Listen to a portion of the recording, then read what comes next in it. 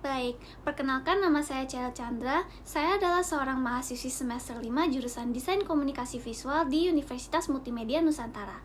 Saat ini saya juga bekerja sebagai seorang freelance designer yang berfokus pada branding, social media, dan ilustrasi. Saya sudah memiliki pengalaman kurang lebih 5 tahun mempelajari desain grafis. Alasan kenapa saya memilih jalan karir ini karena saya menginginkan sebuah outlet untuk menampilkan kreativitas dan ide-ide saya. Dari pengalaman saya sudah cukup mahir di beberapa software desain dan ilustrasi, seperti program-program Adobe yaitu Illustrator, Photoshop, Premiere Pro, dan After Effects, serta program ilustrasi seperti Ibis Paint dan Procreate. Baik, untuk kelebihan yang saya miliki, saya adalah orang yang rapi dan detail. Oleh karena itu, saya memerlukan waktu yang cukup lama dalam mendesain. Namun, saya sangat disiplin akan deadline baik dalam pekerjaan maupun akademis. Saya juga percaya diri dengan kemampuan ilustrasi saya dan kemampuan saya untuk beradaptasi dengan style desain yang berbeda-beda. Kemudian saya juga sudah memiliki kemampuan desain yang bervariatif seperti layouting, social media collateral, branding, dan typography. Saya juga adalah seseorang yang curious dan senang mempelajari hal-hal baru agar skill set saya bisa terus bertambah. Lalu untuk kekurangan saya tidak terlalu banyak professional experience karena pekerjaan freelance saya hanya sampingan. Saya belum terlalu banyak dalam mengerjakan proyek yang profesional. Jadi posisi di perusahaan ini mungkin bisa menambah pengalaman saya. Selain itu, saya adalah orang yang cukup introvert, sehingga saya memiliki kesulitan dalam public speaking, dan saya cenderung memerlukan waktu yang lebih lama untuk beradaptasi bila bekerja di dalam suatu tim. Namun, hal tersebut adalah hal yang membuat saya lebih termotivasi untuk mulai keluar dari zona nyaman saya. Baik, terima kasih atas pertanyaannya. Yang saya suka ketika saya menjadi seorang desainer adalah bahwa saya bekerja dengan visual. Bagi saya, pekerjaan lain seperti mengolah data atau menghitung-hitung itu cukup membosankan ya. Selain itu, desain trends yang baru terus bermunculan sehingga saya bisa banyak belajar hal-hal baru mengenai desain. Namun karena desainer terus terlibat dalam visual, mempertahankan kreativitas dan ide-ide baru itu sangat sulit. Kadang saya merasa burn out karena saya harus terus kreatif dalam berpikir. Kreatif pun juga tetap harus disesuaikan karena sebagai seorang desainer kita perlu mengkomunikasikan suatu ide ke target pasar kita, sehingga apa yang di dalam pikiran kita dan di pikiran orang awam itu mungkin berbeda. Dan hal ini juga cenderung menjadi hambatan bagi saya ketika mendesain. Untuk menanggapi hal ini, sebelum mulai mendesain, saya melakukan riset pasar terlebih dahulu dan mempelajari referensi-referensi desain yang sudah ada sebelumnya. Karena saya belum banyak memiliki pengalaman kerja secara profesional, langkah-langkah ini adalah langkah-langkah yang saya telah pelajari selama masa perkuliahan saya.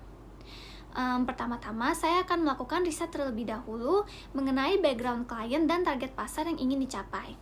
Lalu, saya akan memanfaatkan data tersebut untuk mulai merancang mood board dan mengumpulkan referensi-referensi desain yang sesuai dengan tujuan proyek kita. Setelah itu, saya akan mulai proses perancangan beberapa key visual. Dalam tahap perancangan, saya make sure untuk tidak asal membuat elemen desain agar pesan dapat tersampaikan dengan baik dan desain tidak hanya terlihat bagus saja. Baik, terima kasih atas pertanyaannya. Mungkin yang akan saya lakukan pertama adalah saya akan menyampaikan tentang permasalahan ini terlebih dahulu kepadanya. Ketika bekerja dalam sebuah tim, komunikasi itu sangat penting untuk menghindari terjadinya kesalahpahaman maupun konflik. Bila rekan kerja saya kesulitan, saya akan membantunya dengan memberikan saran dan saling bertukar ide. Jadi kita bisa saling belajar dari satu sama lain. Namun apabila rekan kerja saya adalah orang yang sulit untuk diajak kerjasama, saya akan mungkin memperbaiki desain tersebut terlebih dahulu sendiri untuk menghindari progres yang terhambat. Kemudian saya akan mengoreksinya setelah pekerjaan kita sudah selesai, agar kedepannya kita bisa lebih saling membantu dan belajar dari kesalahan-kesalahan sebelumnya. Baik, seperti yang sudah saya katakan sebelumnya, komunikasi adalah suatu hal yang sangat penting dalam bekerja dalam sebuah tim, dan bisa saja kesalahpahaman itu terjadi. Jika saya menemukan sebuah kekeliruan, saya akan mengklarifikasi pemahaman saya sendiri terlebih dahulu kepada atasan saya untuk memastikan bahwa pemikiran kami sudah selaras, namun tetap memperhatikan sopan dan santun. Mungkin saya akan memberikan saran atau solusi dari perspektif saya sendiri atas permasalahan tersebut, karena pada dasarnya kita hanya ingin proyek bisa berjalan dengan lancar dan sukses. Baik, terima kasih atas pertanyaannya.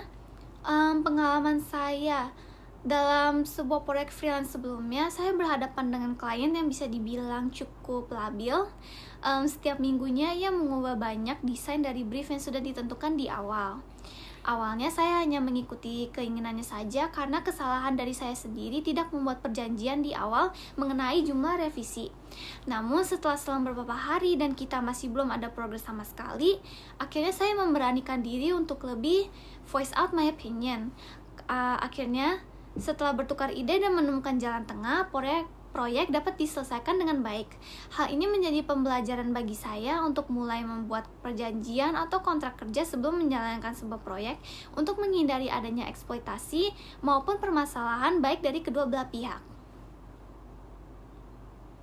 Baik, setiap kali saya mengerjakan proyek apapun baik di bidang pekerjaan maupun akademis, saya bisa menyelesaikannya dengan tepat waktu dan memberikan hasil yang memuaskan, sehingga saya bisa dibilang bahwa saya adalah orang yang memiliki rasa tanggung jawab yang tinggi. Saya juga tidak segan untuk bertanya dan saya senang mempelajari hal-hal baru, karena menurut saya skill set yang saya miliki yaitu desain sekaligus ilustrasi itu dapat memenuhi kriteria posisi ini dengan baik. Saya mampu beradaptasi dengan gaya desain yang berbeda-beda. Selain itu, saya juga memiliki pengetahuan mengenai graphic design trends yang terus berubah setiap tahunnya, sehingga saya percaya diri dengan kemampuan saya dalam membuat desain yang impactful dan sesuai dengan background serta tujuan proyek kita.